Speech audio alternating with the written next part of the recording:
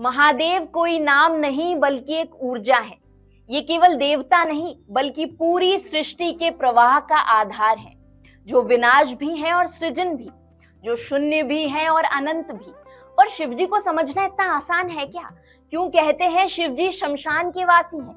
क्यों उनके एक हाथ में त्रिशूल और दूसरे हाथ में डमरू है? क्यों वो भस्म रमाते हैं और सर्पों को गले लगाते हैं? क्या हम सच में जानते हैं उनके रहस्यों को? आइए शिवजी के इस अनंत संसार में प्रवेश करते हैं। नमस्कार, मैं अर्चना शर्मा और आप देख रहे हैं दुनियादारी।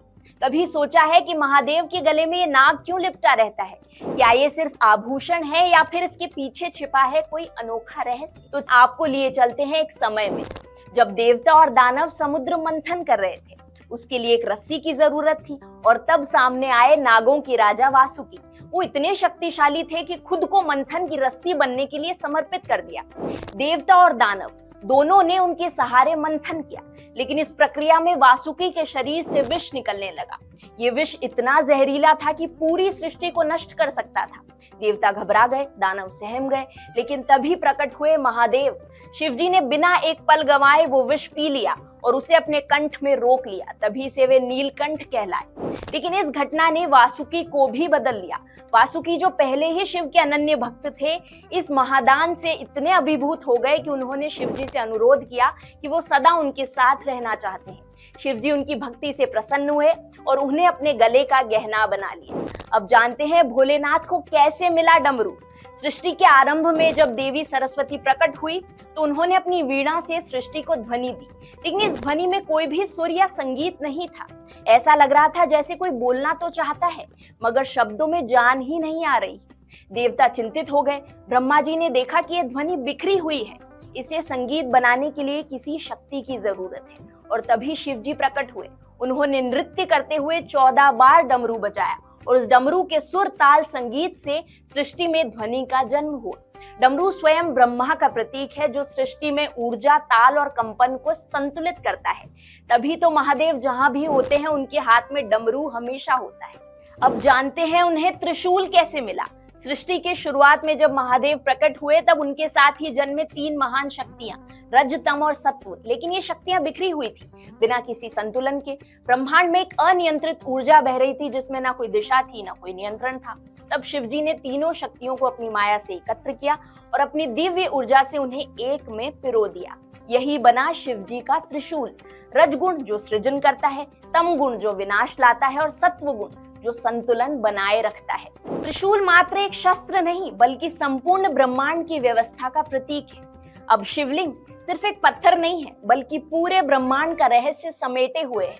वायु पुराण कहता है कि जब प्रलय आती है तो पूरी सृष्टि एक ही तत्व में विलीन हो जाती है, और जब नए सृजन का समय आता है तो वही तत्व फिर से सब कुछ उत्पन्न करता है।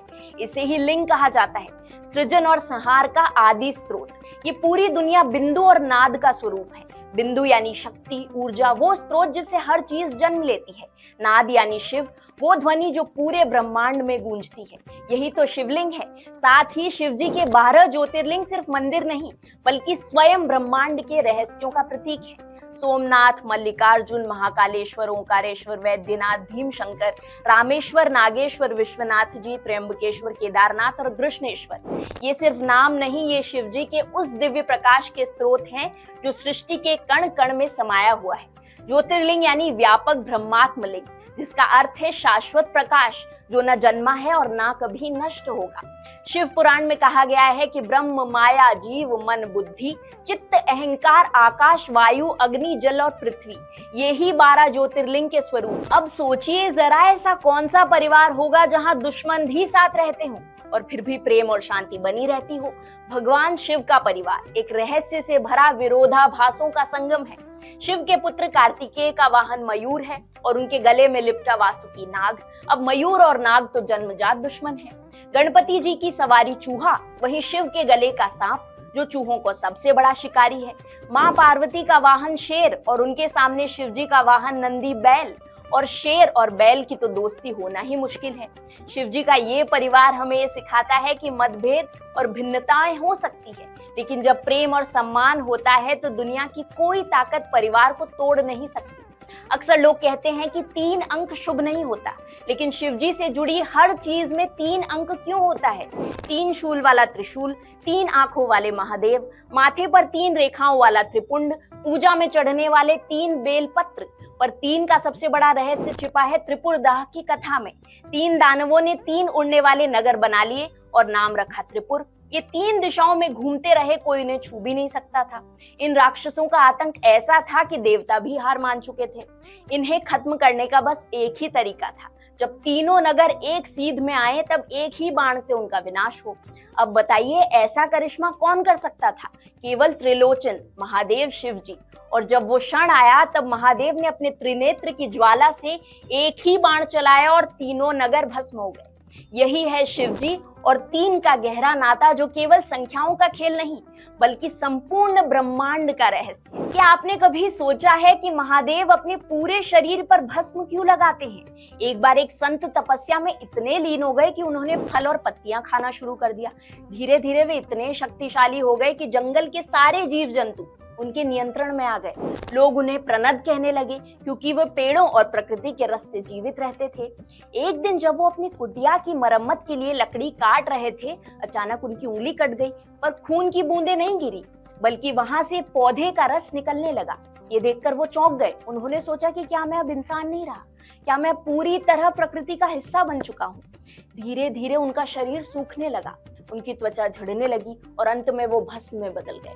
लेकिन उनकी तपस्या इतनी महान थी कि जब उसकी राख शिव जी के चरणों में पहुंची तो भोलेनाथ ने उन्हें अपने पूरे शरीर पर धारण कर लिया। तब से शिव जी भस्म लगाते हैं क्योंकि ये नश्वरता का प्रतीक है। ये बताता है कि हर जीव एक दिन राख में बदल जाएगा, इसलिए अहंकार मत पालो, खुद को शिव में विलीन कर दो। जब बात महादेव के विवाह की आती है तो लोग यही सोचते हैं कि शिव जी की केवल एक पत्नी माता पार्वती ही थी। क्या सच में वही उनकी एकमात्र अर्धांगिनी थी?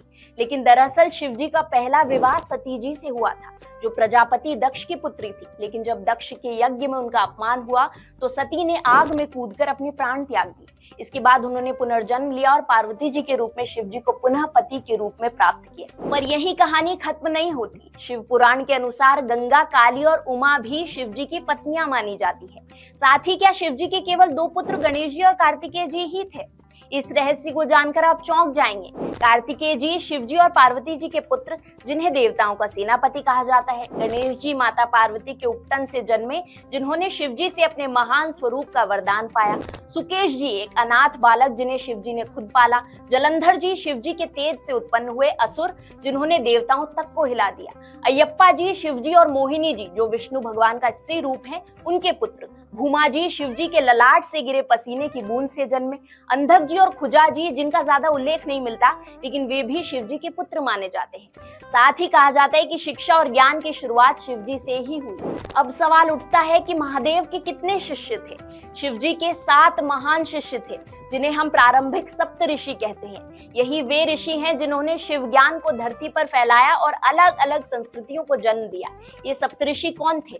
बृहस्पति देवताओं के गुरु, विशालाक्ष जिनसे कई महान ऋषियों की वंश परंपरा चली, शुक्राचार्य जिन्हें असुरों का गुरु कहा जाता है, सहस्त्राक्ष ज्ञान और तपस्या के प्रतीक, महेंद्र इंद्र के गुरु। इसके अलावा वशिष्ठ और अगस्त्य मुनि भी शिव के शिष्य माने जाते हैं। शिव जी ही थे जिन्होंने गुरु शिष्य परंपरा की नींव रखी। अब एक और चौंकाने वाला सवाल उठता है कि क्या शिव जी ही बुद्ध थे?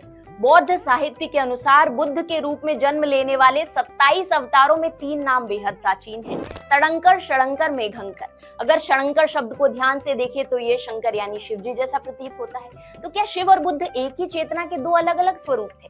क्या शिव का ज्ञान और बुद्ध का निर्वाण एक ही लक्ष्य को दर्शाते हैं? रहस्य गहरे हैं, सवाल अनंत हैं और उत्तर शायद खुद शिव जी ही जानते हैं। हर कथा, हर रहस्य भोलेनाथ की अपार महिमा का एक छोटा सा अंश है। शिव जो समय से परे हैं, जो तपस्वी भी हैं और प्रेम के प्रतीक भी। क्या वो सिर्फ पुराणों के पन्नों तक सीमित है? शिव तो हर कण में है, हर जीव में है। वो एक ऊर्जा है, एक शक्ति है, एक अनुभव है। उनके रहस्य कभी खत्म नहीं होते, बस और गहरे होते जाते हैं। हर हर महादेव।